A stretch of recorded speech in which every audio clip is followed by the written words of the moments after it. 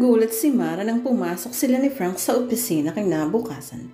Iilan na lang ang empleyado na inuokupahan itong kwarto. Napansin ng lalaki ang pagtataka niya, kaya agad nagpaliwanag. Just as I've told you, pinaalis ko na ang mga traidor sa kumpanya. Sa halip na makatulong ay nakakasira lang sila. Napatango si Mara at sumunod na kay Frank na nagpatuloy sa paglalakad. Dinala ng lalaki sa isang bakanteng cubicle na may magarang desk at swivel chair. Ito ang magiging pwesto mo, Mara. Kahit paano ay pribado ka rito, as Finance said. Well, thanks, Frank. I like it here. Nasisihang tugon ng dalaga habang hinahaplos ang velvet ng takap ng swivel chair. Suit yourself, honey. Tatawagan ko ang mga tauhan mo para magkakilala kayo. Pagkasabi niya na lumbas ng cubicle si Frank bago nakatutol si Mara. Pagbabalik ni Frank ay kasama na ang 10 tauhan sa kumpanya. Nakakapila mga ito dahil hindi magkasya ng sabay-sabay sa loob ng cubicle. Piling-pili ang mga naiwang tao sa ating Mara. You can depend on them. Nagmamalaking wika ni Frank sa dalaga. Matamis na manginitian ni Mara ang mga empleyado na isa-isang lumalapit at bumabati sa kanya. I'm sure we'll get along very well with each other. Basta maging masinop at masipag lang kayo sa trabaho at maging frank ka sa akin. Matamis na wika ni Mara sa mga empleyado. I won't care even if you tell me you don't like me, as long as you have the valid reason to feel that way. Patuloy pa ng dalaga. Bago ako sa opisinang ito, marami pa akong hindi alam sa inyong sistema at regulasyon. Don't hesitate to correct me when I am wrong. All criticisms are welcome as long as they are given politely. Halatang nasihan ng mga empleyado sa mga sinabi sa kanila ni Mara. Masigla silang nagsibalik sa kanilang mesa. I think you win them all. Masayang wika ni Frank sa dalaga nang matiyak na malayo ng mga empleyado. Sana nga. Maikling sagot ni Mara. Tinuruan ni Frank ang dalaga ng mga dapat nitong gawin bilang financier ng kumpanya. Sa paglalahad niya ng mga financial statement ng kumpanya, ay natuklasan ni Mara na palugin na ang negosyo ni Frank Gomez. Ikaw lamang yata ang may microfilming business dito sa ating bansa. Dapat ay kumita ka ng malaki. Sa abroad ay kumikita ng mas ang ganitong uri ng negosyo. Sabi ng dalaga sa lalaki. May nagsabotahe nga sa akin kaya bumagsak ang aking negosyo. Ang may kinalaman ay mga taong pinaalis ko. Sagot ni Frank. Sana ay mag-pick up ulit tayo. Ani Mara. Sigurado yun dahil narito ka na. Makahulog ang wika ni Frank Gomez at matamang tinitigan ng dalaga. You know, this is my first job, Frank. At hindi ko malaman kung bakit na napakalaking responsibilidad agad ang binigay mo sa akin. Sa bigat ng posisyong ito, hindi ko matiyak kung magagampanan ko ng gusto. Seryosong tugon ni Mara. Kaya mo yan, Mara. Tiyak na may business acumen ka rin tulad ng iyong ina. Palagay ang loob na wika ni Frank. Ngayong unang araw nga ng dalaga sa kanyang pwesto, ay natutuhan agad niya mga dapat gawin. Sa sarili na tiyak niya na ilang araw lang at mahuhuli na niya kung saan pumalpak ang sistema ng kumpanya kaya nalugi ang negosyo ni Frank Gomez. Nalibang si Mar sa ginagawa niya kaya hindi napansing lagpas na sa oras ng uwian ay nasa loob pa rin siya sa kanyang cubicle.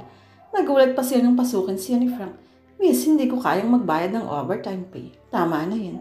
Pabirong pansin ng lalaki sa dalaga. Sinulya pa ni Mara ang lirong panggalang. 7:00 na pala. Workaholic ka pala. Ganti ni Frank habang nakatayo sa harap ng mesa ng dalaga. Nasabik lang sa trabaho. First experience ko kasi to.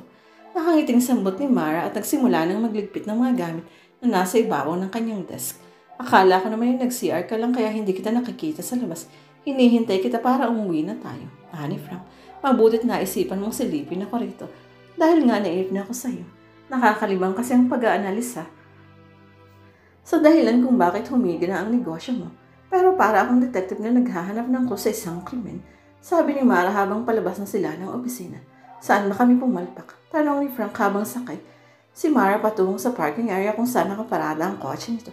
Palagay ko hindi totoong may nagsabotay sa kumpanya. I think it's a case of mismanagement. At ang ganoong kamalian ay nasa parte mo. Tahasang wika ni Mara kay Frank na binuksan ng pinto ng kanyang sasakyan para makasakay ang dalaga. Ako pa pala ang culprit. Natatawang tugon ni Frank na halatang tinatakpan ng pagka-offense sa pananalakab ng dalaga. Hindi pa sigurado dahil hindi ko pa nakikita ang ebidensya laban sa'yo. Napailing si Frank, nagbiro. Baka sa dulo niya ko pala ang dapat umalis at hindi ang mga empleyadong na-terminate ko. Kapag dumating ako sa ganoon konklusyon, ay hindi ko nalang sasabihin sa'yo dahil tiyak na ako ang patatalsikin mo. Nagbibirudong tugon ni Mara. Mali, itataas ko pa ang pwesto mo.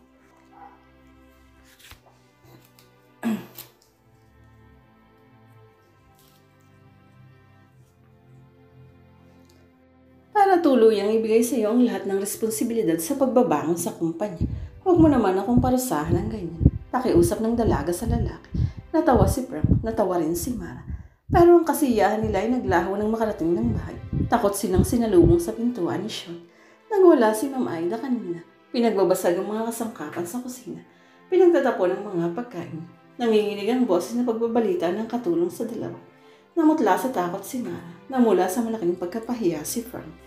Alas 6 pa lang kasi nagpahanda na siya ng hapunan. Sanay kasi siya sa ganong oras pag ganitong araw na dumarating kayo sa.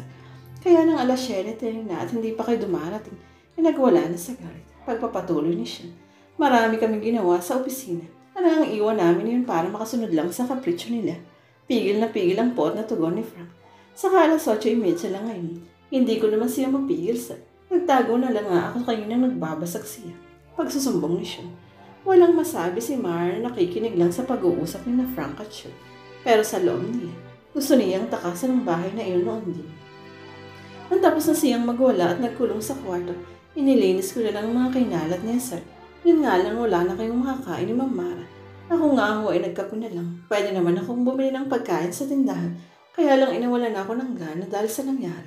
Pagpapaliwanag ng utusan. Sa isip ni Mara, siya man ay nawalan na rin ng gana kahit gutom na gutom siya.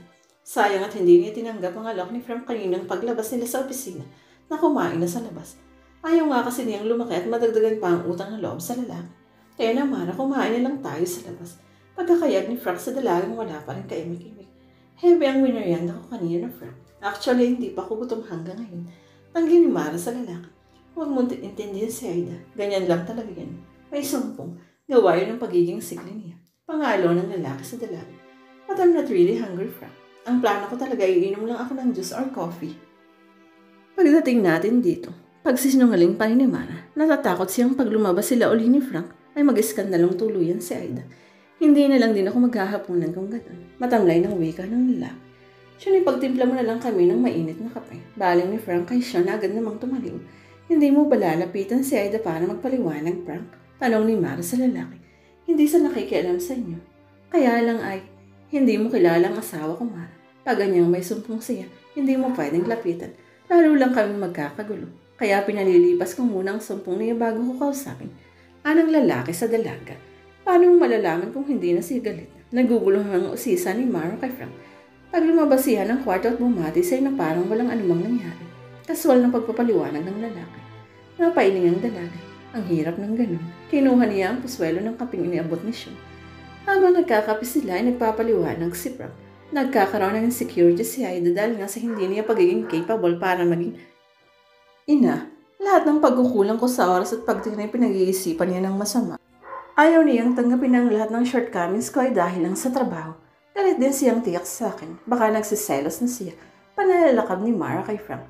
Don't mind her. Pag wala ng sumpong iyan, ay sweet na naman. Magpapabook na kaya muna ako sa hotel ngayon, Frank. At bukas ay hahanap ako ng malilipatang boarding house. Suhestyon ni Mara. Para na siyang napapaso sa bahay na iyon. Kaya gusto niyang takasan na. Please, Mara, huwag ka namang magpasya ng ganyan. Lalo akong napapahiya sa iniisip mong gawin. Pakiusap ng lalaki. Namumula pati ang mga mata ni Frank sa pagkapahiya. Pero hindi ako dapat magtagal dito sa inyo, Frank. Ayokong madagdagan ng mga insecurities ng asawa mo. Formal na giit ni Mara. Sinay di Frank ang laman ng paswelo niya bago nagsalita. Matulog na muna tayo, Mara. Bukas na natin pag-usapan ng bagay na yan. Makakapasok ka ba sa kwarto niyo? Tanong ng dalaga sa lalaki. Nakalaktiyak iyon. Sa sofa bed sa library ako matutulog. Tumayo mula sa pagkakaupo ang lalaki at masuyong tinitigan ng dalaga. Good night, Mara. Good night, Frank.